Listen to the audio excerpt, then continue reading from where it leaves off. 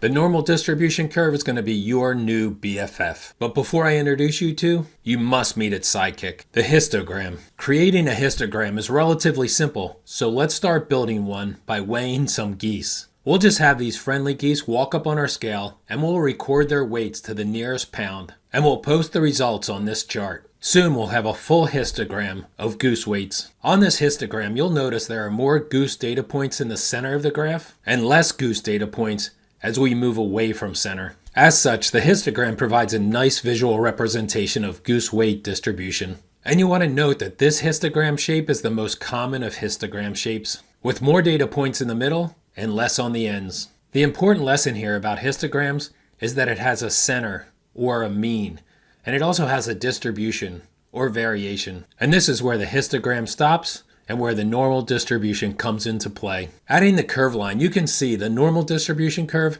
and how it nicely forms around the histogram. And it never matters what data set the histogram represents, the normal curve magically transforms various data sets into a very predictable statistical model. You see, the histogram is only the cocoon. Then a metamorphosis takes place between the histogram and the normal curve. And the normal distribution curve becomes the butterfly of statistics. And what's so very powerful about the normal curve is something called the empirical rule. And while the empirical rule sounds like a title to a Star Wars movie, it's actually a statistical principle that applies to all normal distributions. And it goes like this. 68% of the population data falls within plus or minus 1 standard deviation. And 95% of the population data falls within 2 standard deviations. And 99.7% of the population data falls within 3 standard deviations of the mean. The normal distribution curve uses the mean and the standard deviation of your actual data and then applies the empirical rule to create a predictive model that reflects the characteristics of the broader population.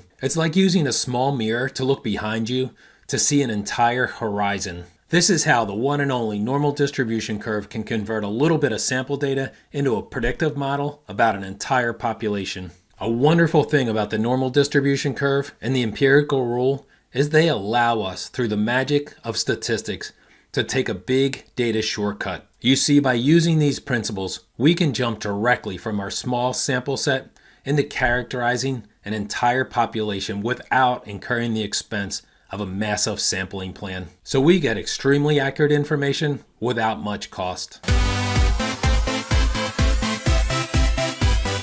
My name is Joe Joyce and I'm with Tools for the Trenches. If you work in manufacturing, then visit us, follow us, and subscribe to thrive.